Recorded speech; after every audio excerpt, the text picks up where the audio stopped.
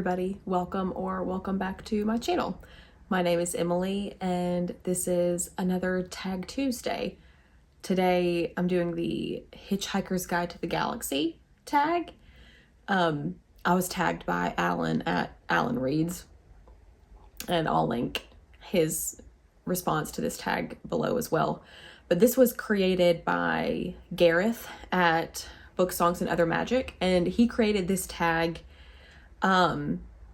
because he has a live show that he does periodically with one of his friends, Dave from Book Blather, and this tag was created in celebration of their 42nd episode of that little live show. So let's get into the prompts and see if we can answer any. The first prompt is demolishing your house. What book would you look for first to save from the demolition? I hate questions like this, to be honest.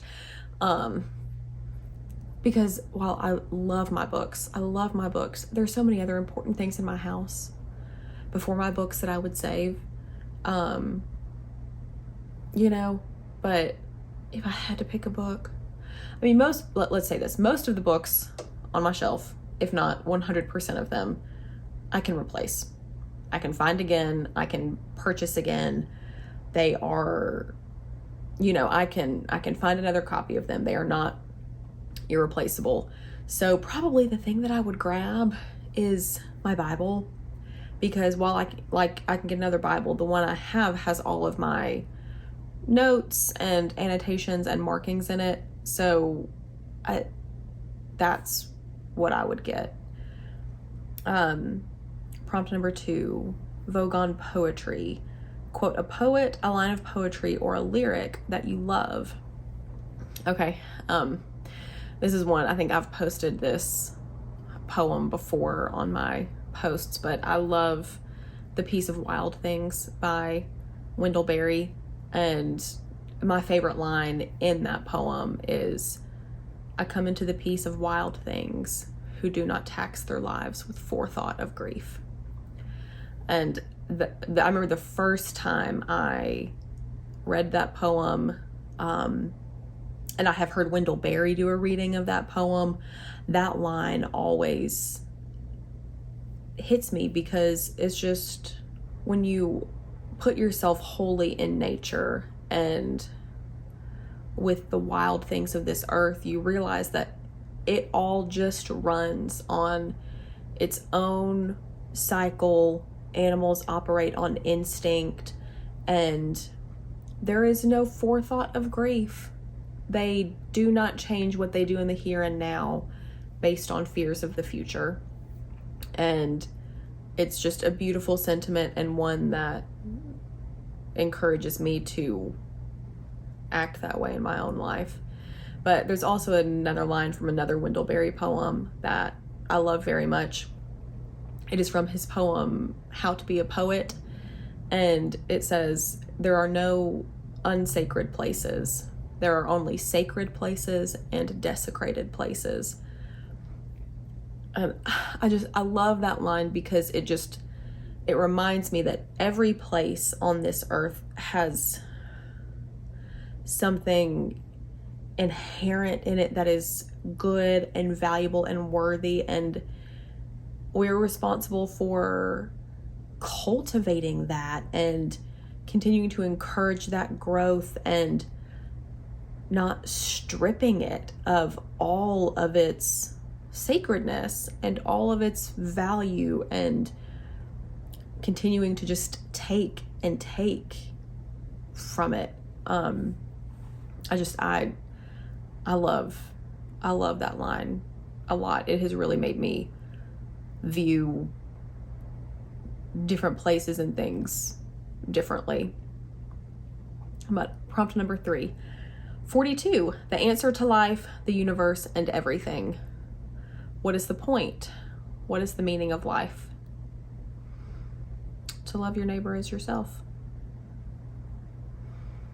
I don't know that I really need to expand on that much more. But number 4, it's radio beginning. What is your favorite memory in your experiences as a listener to the radio? Oh, I mean, as far as radio, I mean, now I listen to a lot of podcasts. I don't listen to much radio anymore. I guess really, okay, so when we were young and we would drive as a family to church on Wednesday nights, my parents would always just turn on the radio in the car, and we just had about a 15 or 20 minute drive, but often that they would either put it on and Paul Harvey would come on and kind of give his little monologue about whatever topic, or it would be Fresh Air on NPR. And I just remember listening to those two things in the car on the way to church on Wednesday nights, and I don't know, it was just a lot of fun. I really enjoyed listening to it. It was, I don't know, it felt like a peek into the adult world somehow when I was really little. So I don't know, I really enjoyed listening to that. Prompt number 5, the towel. What book or books would you pack for a holiday? Well, I am pre-filming this video. This is actually getting posted while I am on a trip. And I recently had a video where y'all helped me pick the books that I would take on this trip. And so at least some of the ones I'm taking as of this recording are The Thornbirds, The Warden by Anthony Trollope, and Far from the Madding Crowd by Thomas Hardy. And of course I have my Kindle as well that has several selections on it, but as far as physical books, these are the ones I've decided I'm taking thus far. Prompt number 6, I believe, yes, number 6. The Infinite Improbability Drive. Name a fast read. I don't read many fast reads, honestly. Most books I read are more lengthy or kind of more thoughtful, sort of, but did just go through Shorty September. So in Shorty September, I read The Old Man and the Sea, and this was, a finish in a day kind of book. So I wouldn't say it's like a fast-paced book by any means, but it is very short, and so it is a fast read. Prompt number 7. Don't panic. Name a book with great levels of tension or suspense. Man, I don't really read many like thrillers or suspenseful books. I do want to read more mysteries, but I don't have a great repertoire of those in my reading history, really. But, oh, okay. Gone Girl. I read Gone Girl a long time ago when it kind of first came out and was big. That kept me moving, for sure. That was very suspenseful for me. Yeah, and very tense all throughout. Gone Girl. Okay, prompt number 8. TV and film adaptations. Pick a book to discuss, one or more TV or film adaptations that you know of the book. Pick a good and bad if it's relevant to the book. Okay, I know exactly what I'm talking about for this one. Pride and Prejudice. Pride and Prejudice, unpopular opinion maybe, BBC miniseries is where it's at. I will die on that hill. I will die on that hill. Okay, yeah, I'll talk about the 1990s BBC miniseries version of Pride and Prejudice, and then the Keira Knightley movie that came out when I was in high school, probably, maybe. And okay, I won't say the movie's bad. I will not say the movie's bad.